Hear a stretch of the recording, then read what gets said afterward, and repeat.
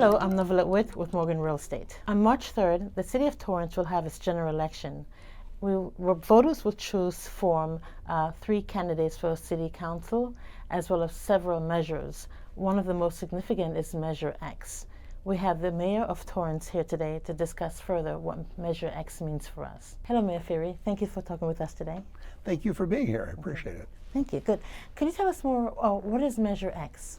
Measure X is a little bit complex but simple in its build.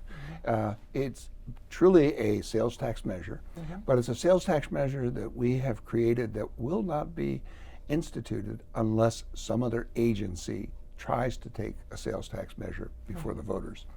The reason we're doing that is we learned after 2017, Measure H, which was a county election, which passed by 67% throughout the county, for a 0.25% sales tax measure, and it's throughout the county.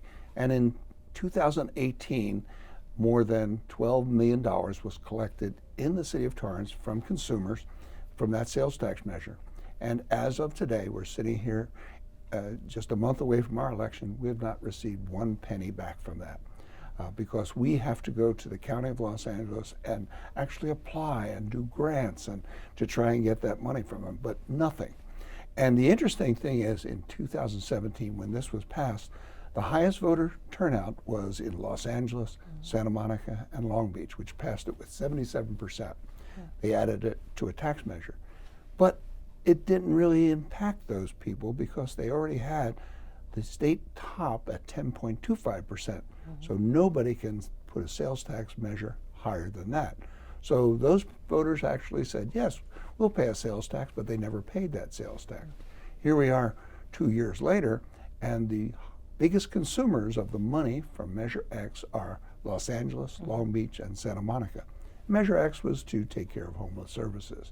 And those 3 cities had the largest homeless populations, and they needed the services, but they didn't contribute to it at all. So what we're called is a donor city. We give money to other agencies, and they do with it what we will. In the last 15 years, the Metro from Los Angeles County has put 4 ballot measures on, each one a ½ cent. Proposition A, Proposition C, Measure R, and then Measure M, each of which is a ½ cent. So Metro collects 2% of all the sales tax. That's $100 million a year that they are collecting. And we, as an agency, as a city, and we have a transit facility that we're building. We have a robust transit department. We have to go to the Metro and, again, get in line. Please, tell us what you're going to do with it. We have to beg for it. It's an amazing concept that the money is collected here but gone elsewhere for their transit projects. So this is a measure of local control. I believe, and I think my colleagues on the council must agree with it, that we know better where to spend the money in the City of Torrance. And that's what Measure X will do. If another agency tries to put a sales tax on the ballot, we will then start collecting our 3/4 cent sales tax, and that means about $37 to $38 million a year to our general fund. Okay, all right. Well, what do you say to opponents of Measure X that say that Torrance seem to have a spending issue and it's a last resort to avoid bankruptcy? Well, we'll never be bankrupt. The equity that we have in our community is amazing, and our income flow is fantastic as well. We have a mandate by the state of California that we balance our budget every year, and we do. I've been on the council since 2008. You'll recall that in 2008, we had a meltdown, and we went into the worst recession since the Depression. We had to cut our budget every year, 2009, 2010, 2011, 2012, to the tune of 25%. We balanced our budget, we cut services, but we continued on as a first-class city. Now, as the money started increasing, then we enhanced our services. And that's exactly what we'll do. We could enhance services. We don't spend what we don't have. We never do deficit spending. If we have the money, we spend it. We believe the taxpayers today deserve the services today. They're paying for it, so we give them the best services they can. Now, if we had an additional $37, $38 million, would we find a place for it? Absolutely. We could enhance services demonstratively. Safer pathways to school. We could increase our crossing guard programs. We could increase our police department, increase our fire department. We could fix our infrastructure, our parks.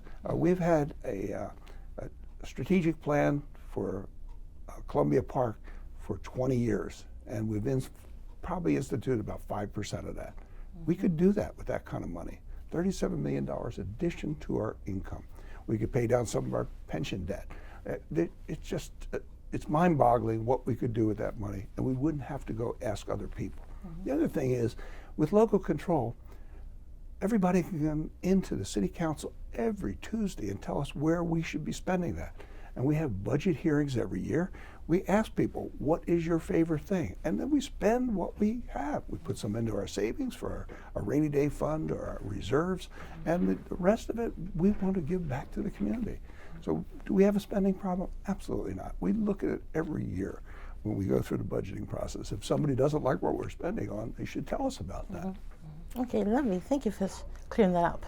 All right, then the other question I have is, City of Torrance is doing now a new districted elections. It's now based upon 6 distinct areas, yes? Yes, that's correct. Tell us about that, and why did this happen?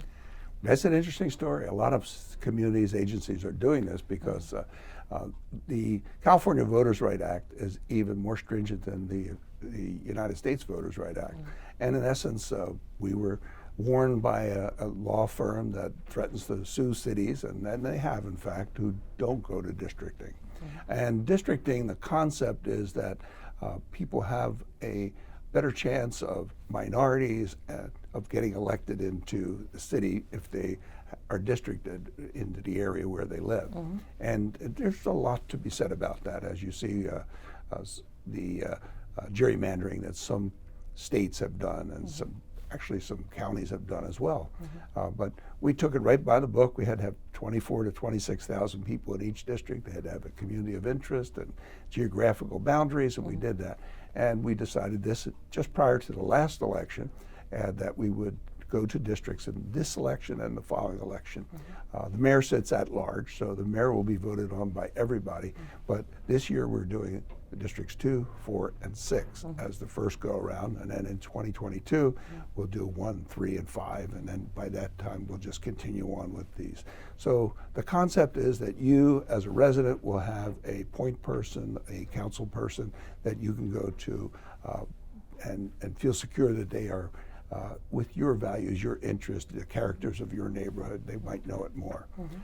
I could argue against that till I'm blue in the face, but this was the road we decided to go on rather than to litigate that issue. In fact, Santa Monica did litigate that issue. They lost at the trial court. They're taking it up on appeal. Thus far, they've spent in excess of $8 million of their own funds on that, and the other side says they spent $12 million, and whoever prevails, well, if the city does not prevail, they will have to pay the other side's attorney fees as well. We thought discretion was the better part of valor. Let's break it into districts. I think our city will remain just as vibrant as it was prior to that. Excellent. Thank you so much for talking with us today. It's been a pleasure. Oh, it's my pleasure. It's great to explain things because some of these are very esoteric and false stories go out, and it's very sad that they do that. But I think when everybody knows the true facts, they make the right decision, and hopefully we'll have the right decisions made on Measure X, the other ballot measures as well, and elect 3 council people to represent them for the next 4 years. Excellent. Thank you. Thank you. Is there anything else you'd like to share with the community? Yes. All right. Torrance is a great city. It is so much fun to represent our community, whether it's locally or whether it's statewide or whether it's nationwide, because we have so much to offer here.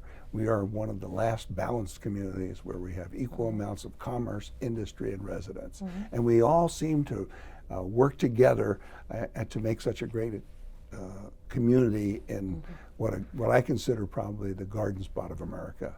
You know, we have 1.5 miles of beach.